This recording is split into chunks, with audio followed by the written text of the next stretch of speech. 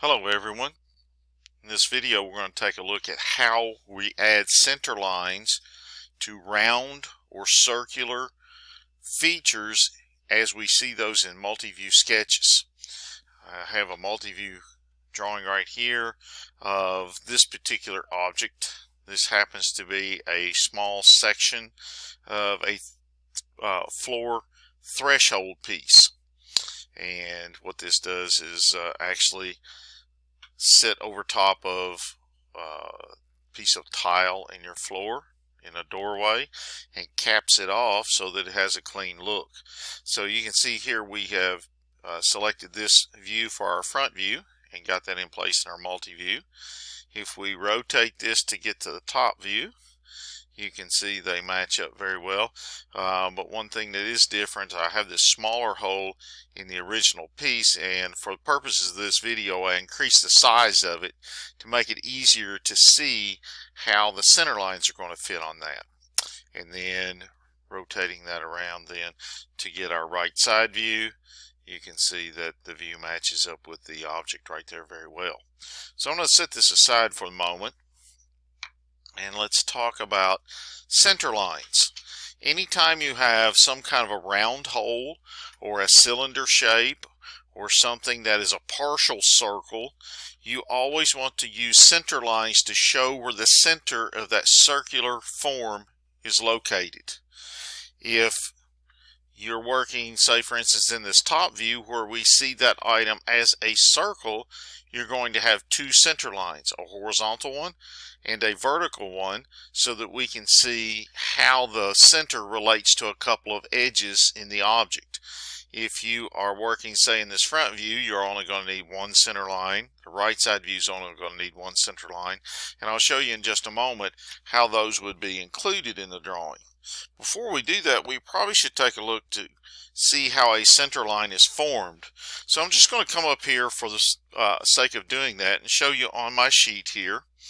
Anytime we begin a center line, we're always going to start with a short dash.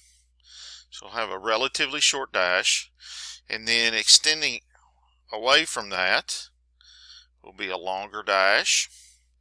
And if we have a situation with a really big circle or a really long cylindrical shape or something like that, we might need to continue that pattern so that we get enough length out of it with a short dash and a long dash and so on across there. Of course, we need to keep this line straight.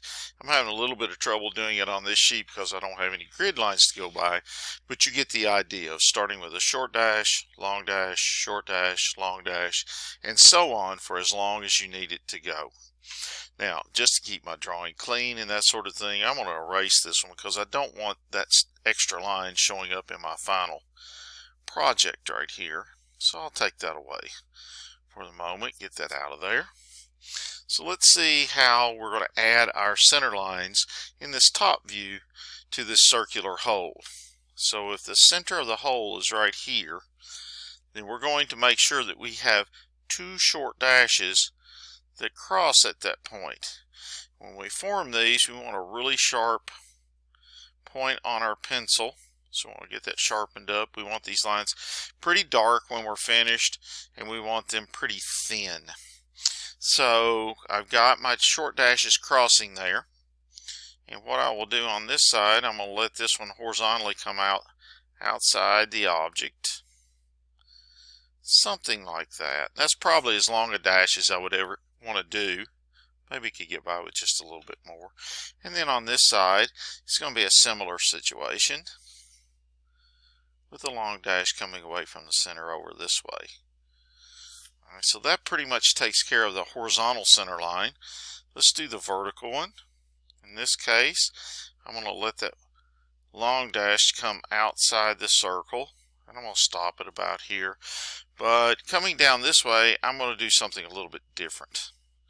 I'll have a long dash, but I want this center line to go all the way outside the top view. So I'm going to put a short dash so that I can go a longer distance, and then that long dash coming out this way.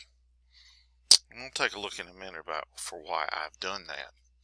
So I have a vertical center line which is going to let me find out how far it is from this edge over to that center. I have a horizontal center line, which is going to let me find out how far it is from this edge to the center of the circle. And with those two dimensions, I can then locate that center point of the circle and know exactly where I would drill that hole in this particular object. There's one more piece of information we need for that, and I'll show you that one in a moment. Let's go ahead and get the center lines in the other two views, and then we're going to come back to this top view.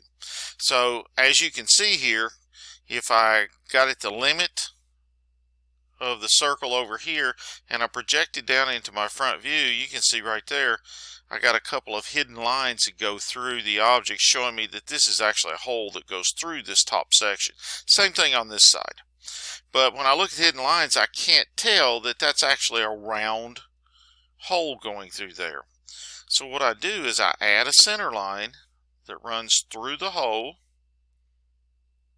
lined up with one from the top view.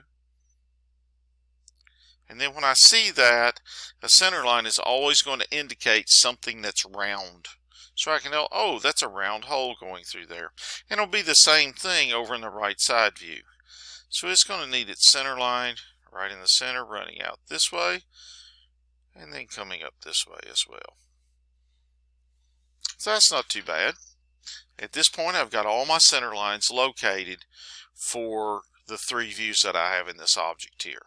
Now let's take a look at how we can use these center lines to actually put the dimensions on this drawing that a technician would need to know exactly where to put that hole and what size to make it.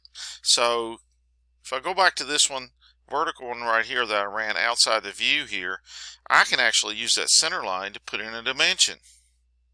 So I would come from this corner over here with an extension line, and then just from that center line, I can then come over, put a dimension line in here with my arrowheads, and I leave the gap in the middle. And in that gap right there, I would write down the measurement or the dimension for how far it is from this edge over to the center of the circle. Going vertically from this edge up to that center, I can use a horizontal center line as well and do the same technique. I can just sketch out an extension line, maybe make that center line a little bit longer, and then run my dimension line in right here. It'll be exactly the same situation. I leave that gap in the middle, and whatever the measurement is, whatever the numeric value is, I can write it right in the gap there. So those two dimensions would help me locate that center in the exact same perfect spot for this object, and then any others that I need to make the same way. But what about the size? Size is a little bit different.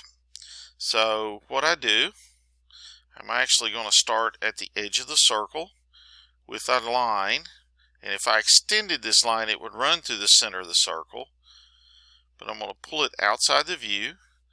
This is called a leader line because it leads away from the hole.